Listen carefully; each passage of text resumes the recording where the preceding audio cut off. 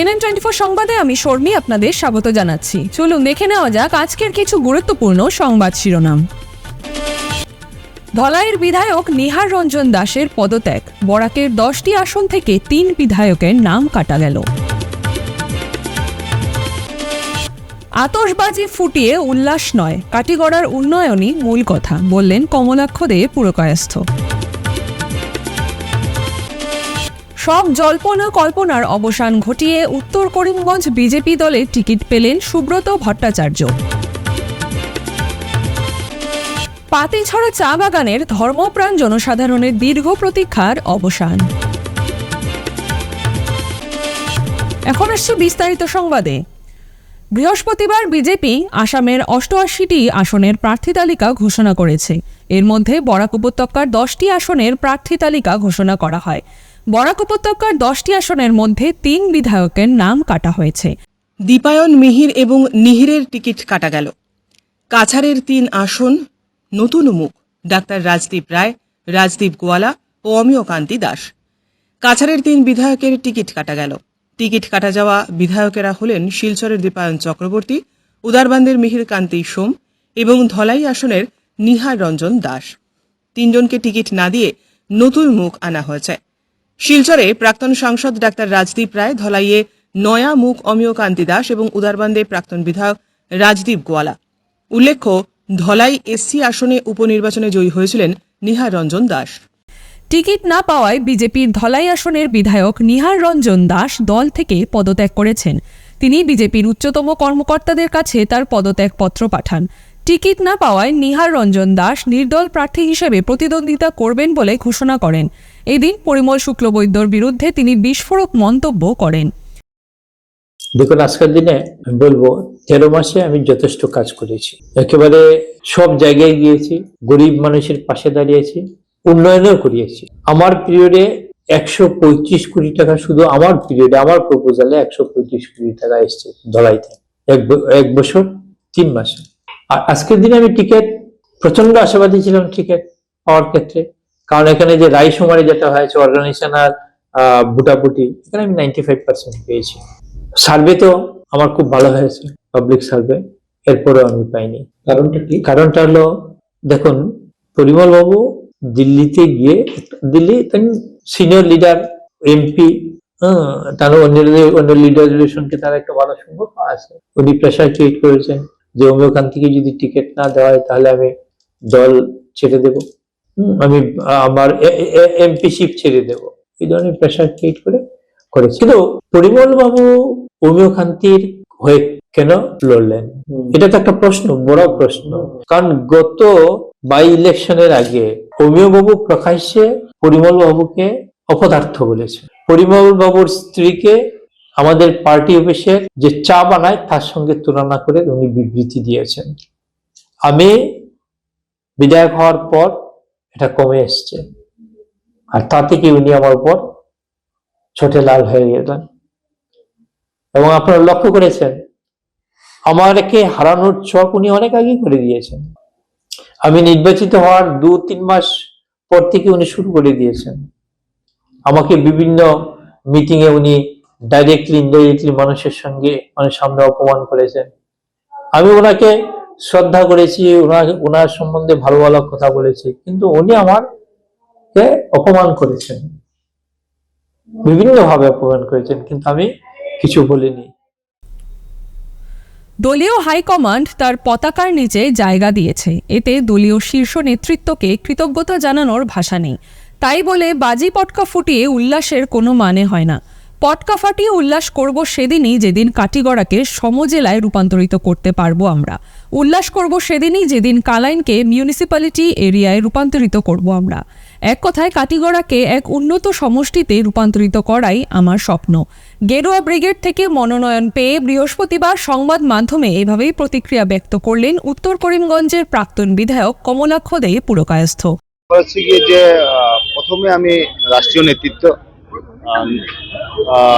মাননীয় প্রধানমন্ত্রী এবং বিশেষ করে আমাদের রাজ্যিক নেতৃত্ব দিলীপ সিংহ মহাশয় এবং বিশেষ করে আমাদের মুখ্যমন্ত্রীকে আমি ধন্যবাদ জ্ঞাপন করছি আমার উপর আস্থা প্রকাশ করার জন্য।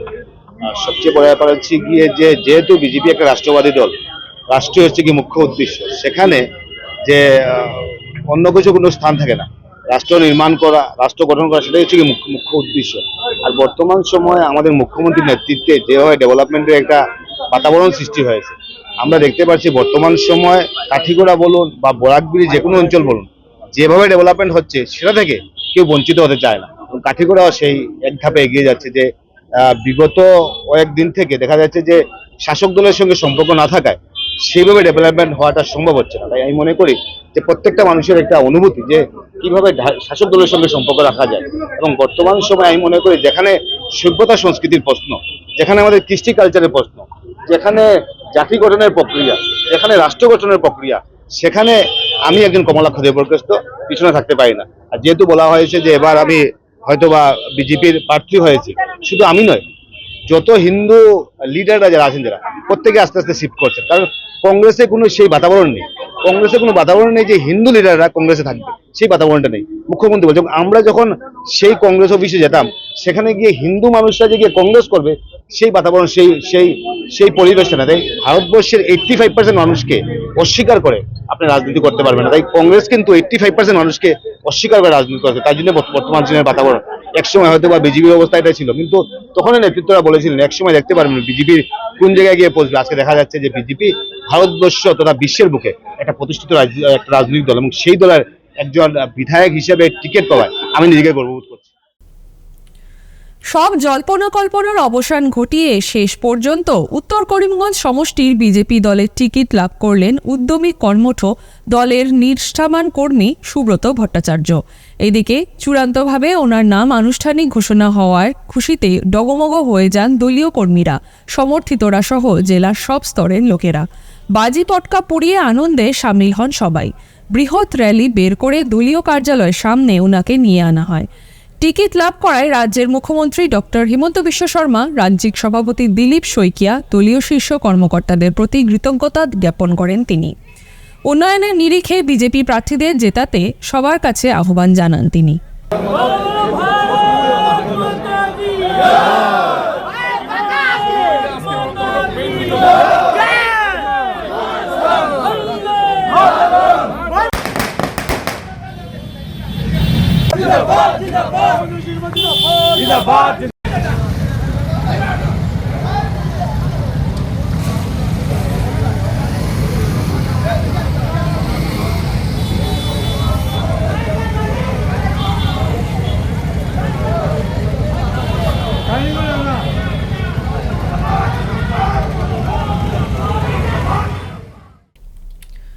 বৃহস্পতিবার কেপিসি গ্লোবাল কোম্পানির পরোপকার ডিলার্স প্রাইভেট কোম্পানি লিমিটেডের ডিরেক্টর কৃষ্ণা দাস ও ডিরেক্টর স্বপ্না দাসের হাত দিয়ে উদ্বোধন হল শ্রী শ্রী কালী মাতার নবনির্মিত মন্দিরের। সঙ্গে ছিলেন সিইও দেবজ্যোতি ভট্টাচার্য, সম্মানিত অতিথি কালীপ্রবাল দত্ত চৌধুরী ও ম্যানেজার সৌম্যদেব দেবরায় ও ইটাছড়া মডেল সেকেন্ডারি স্কুলের অধ্যক্ষ বিশ্বজিৎ ঘোষ। প্রদীপ প্রজ্বলন করেন কেপিসি গ্লোবাল কোম্পানির পরোপকার ডিলার্স প্রাইভেট লিমিটেডের ডিরেক্টর কৃষ্ণা দাস ও স্বপ্না দাস। সঙ্গে ছিলেন অতিথিবৃন্দ। স্বাগত বক্তব্য ম্যানেজার সৌম্যদীপ দেবরায় ও কোম্পানির চেয়ারম্যান ভূয়সী প্রশংসা করে বলেন, ওনার বিশেষ তৎপরতার ফলে এই মন্দির নির্মিত হয়েছে এবং ডিরেক্টর ম্যাডাম দাস ও ম্যাডাম রায় আমাদের ডাকে সাড়া দিয়ে সুদূর কলকাতা থেকে মন্দিরের দ্বারোদ্ঘাটনের শোভাবর্ধন করেছেন, তার জন্য আমরা কৃতজ্ঞ। আগামীকালে সবাইকে জানাই নিমন্ত্রণ। ডিরেক্টর কৃষ্ণা দাস তার বক্তব্যে বলেন, আমাদেরকে এভাবে আপনারা স্বাগত জানিয়েছেন তা দেখে সত্যিই আমরা অভিভূত। ফিরছি একটি বিরতির পর। Dear parents, students and well-wishers, you all know Vivekananda Senior Secondary School, also known as Vivekananda Junior College, was established in 2003 at Chenkuri Road, Silchar, pin code 788007, having science, arts, commerce streams. Every year in HS examination, our students have been passing out with positions, distinctions, star marks and huge numbers of letters. In degree unit, we have Encipal Memorial Degree College, which was established in 2010 and affiliated under Assam University. Both of our institutions have been guided gracefully by the experienced and qualified faculties in well infrastructure, environmental friendly institution. Board exams are finally over. A long journey of preparation, pressure, and sleepless nights has come to an end. Now comes the question, what's next? This holiday, take a smart step forward with the Holiday Package Training Program at Bosco Tech, a specially designed 2-month course in basic computer skills and comprehensive personality development created especially for students who have appeared for Class 10 and 12 board exams. Build confidence, improve communication, and develop the personality needed to succeed in college and beyond. Classes begin from mid-March. Make this holiday meaningful. Upgrade your skills, shape your future at Bosco Tech. ফিরে এলাম বিরতির পর। শিলচরের রূপম সামাজিক সাংস্কৃতিক ও ক্রীড়া সংস্থার আয়োজিত এবারের ৪৫তম নরেশচন্দ্র পাল স্মৃতি সর্বভারতীয় বাংলা একাঙ্ক নাটক প্রতিযোগিতার উপলক্ষে আজ বিকাল ৪টায় নরসিংটোলা ময়দান থেকে এক বিরাট আকারে শোভাযাত্রা বের হয়। শোভাযাত্রা বের হওয়ার পূর্বে বিকাল ৩টা থেকে ৪টা পর্যন্ত বিভিন্ন ধরনের গানের অনুষ্ঠান হয়। এই অনুষ্ঠানের পরই শোভাযাত্রাটি বের হয় শহরের প্রধান সড়ক হয়ে আবার নরসিংটোলা ময়দানে এসে সমাপ্তি হয়। এই শোভাযাত্রাতে বিভিন্ন স্কুল, কলেজ, সংস্থা, ক্লাব ও সংগঠনের সদস্যরা যোগদান করেছিলেন। শোভাযাত্রার সমাপ্তির পর রূপম সংস্থার সচিব নিখিল পাল ধন্যবাদসূচক বক্তব্য রাখেন।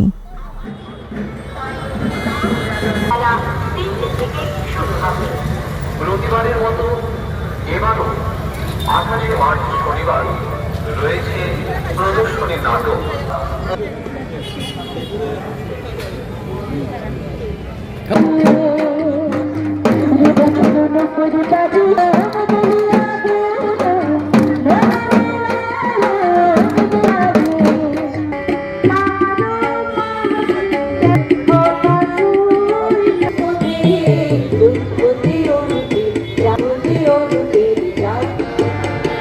বিকেল 4টে থেকে একটি সাংস্কৃতিক শোভাযাত্রা বের হয়েছে নরসিংটোলা ময়দান থেকে এবং তা শহরের বিভিন্ন জায়গা পরিক্রম করে নরসিংটোলা ময়দানে এসে আবার শেষ হয়েছে। আমাদের আহ্বানে সাড়া দিয়ে শিলচর শহরের প্রতিটি সংগঠন এবং সাংস্কৃতিক ব্যক্তিত্ব এবং বিশিষ্ট ব্যক্তিজনেরা যারা উপস্থিত হয়েছেন তাদের সবাইকে আমি রূপমের তরফ থেকে অসংখ্য ধন্যবাদ জানাই। সেই সঙ্গে আমাদের একাঙ্ক নাটক প্রতিযোগিতা এবছরের ৪৫তম বছরে পা দিল। এই প্রতিযোগিতা শুরু হবে আগামী ২১শে মার্চ থেকে বঙ্গভবনে। উদ্বোধনী অনুষ্ঠান হবে ঠিক বিকেল ৫টায়।